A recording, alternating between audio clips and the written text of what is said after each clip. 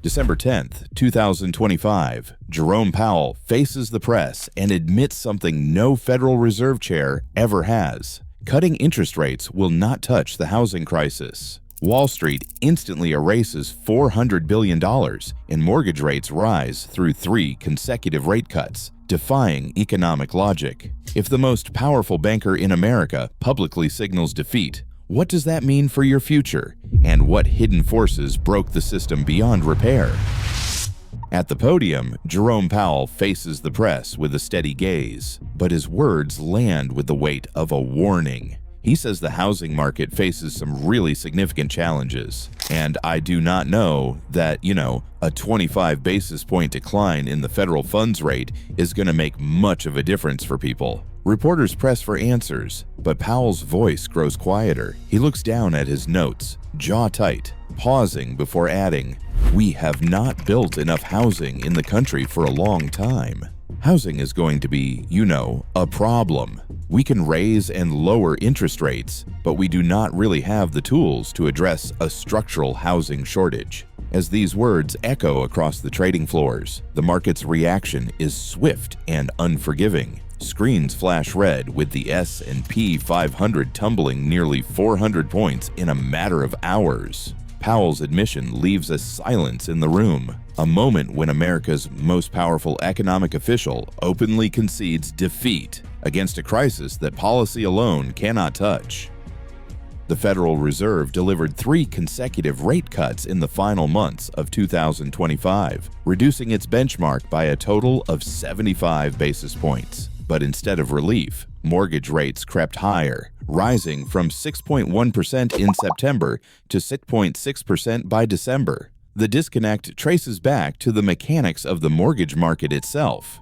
30-year mortgage rates are set by investors in mortgage-backed securities, who look to the 10-year Treasury yield as their anchor. That yield rose by 0.5 percentage point over the same period, reflecting persistent concerns about inflation and a less generous outlook for future Fed cuts. At the same time, the spread between mortgage bonds and treasuries widened sharply as buyers pulled back and banks faced higher hedging costs. Ongoing balance sheet runoff by the Fed drained liquidity from the mortgage market, forcing rates up even as policymakers eased. For homebuyers, the result was clear. Policy rates fell, but the cost of a new mortgage kept rising, deepening the affordability crisis.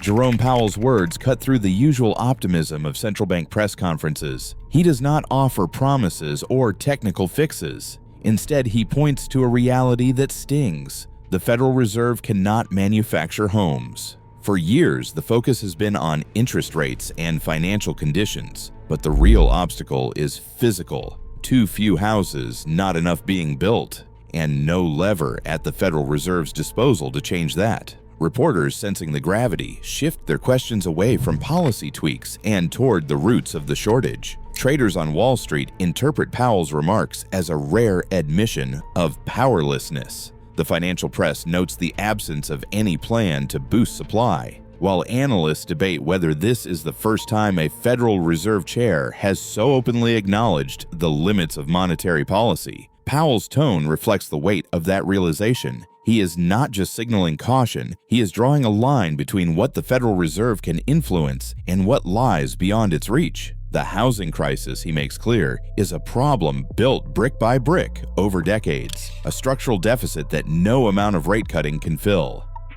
A family earning the national median income of $74,580 now faces a housing market where the median home price has soared to $417,000, up nearly half since 2020. The math is blunt. To afford that average home at today's 6.6% mortgage rate, a household needs to bring in at least $114,000 a year. That is a 53% affordability gap between what most Americans actually make and what is required just to buy in. Monthly payments have ballooned to $2,850 a month, swallowing more than half the average family's take-home pay before taxes or insurance. For many, the numbers simply do not add up. The share of first-time buyers has collapsed to 24%, the lowest ever recorded. Young adults, couples hoping to start families, and renters trying to save for a down payment all run into the same wall. Homeownership has become a distant goal, not a milestone. Even those with steady jobs and good credit find themselves priced out, forced to watch as the dream of owning a home slips further from reach.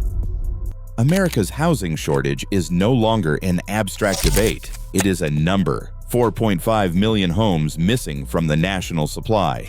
Every year, construction falls short. Builders put up 1.4 million new units annually, but the country needs at least 2 million just to keep pace with population growth, household formation, and aging stock.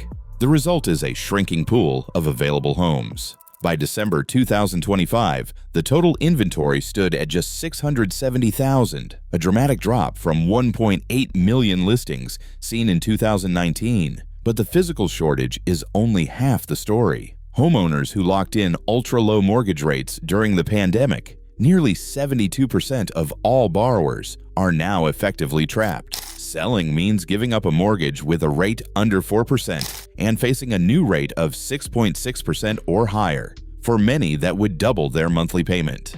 The incentive to move has evaporated. This standoff shows up in the data. Housing delistings have surged 45% over the past year, with 6% of listings removed every month since June.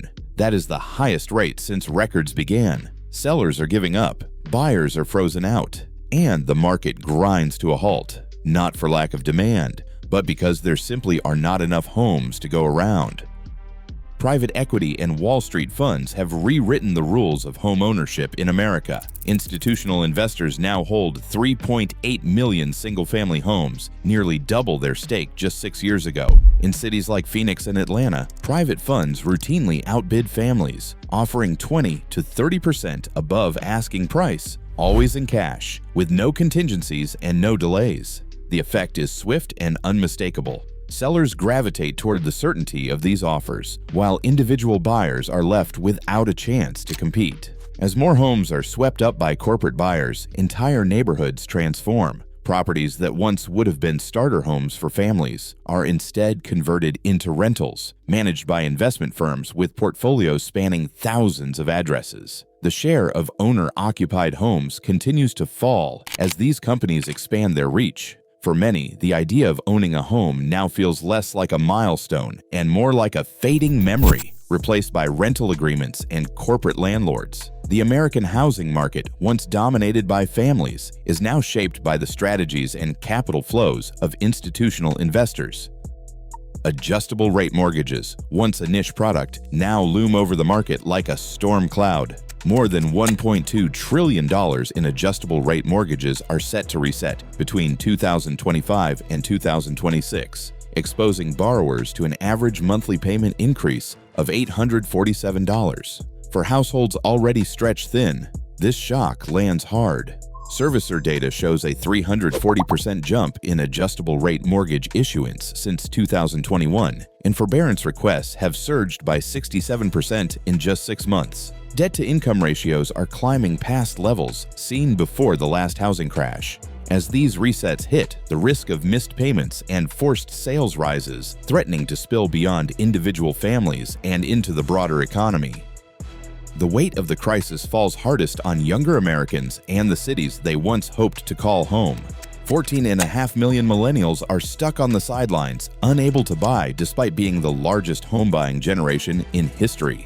In Austin, prices have dropped 15%, but locals still cannot afford to get in. In Phoenix, nearly half of all home sales go to investors, not families. Boise's runaway price growth has locked out native residents entirely. Miami's median price now stands at $650,000, demanding an income of $175,000, far beyond what most earn. In Nashville, inventory has collapsed by 72% in a single year. Across the country, the dream of homeownership slips further away, reshaping lives and communities. Blocked, costly, stagnant, unresolved, gridlock. Today, home ownership is slipping further out of reach for millions, while institutional investors tighten their grip on American neighborhoods. As policymakers stall and mortgage resets loom, the dream of stability hangs in the balance. The next move isn't the Fed's, it's ours. What happens now is up to all of us.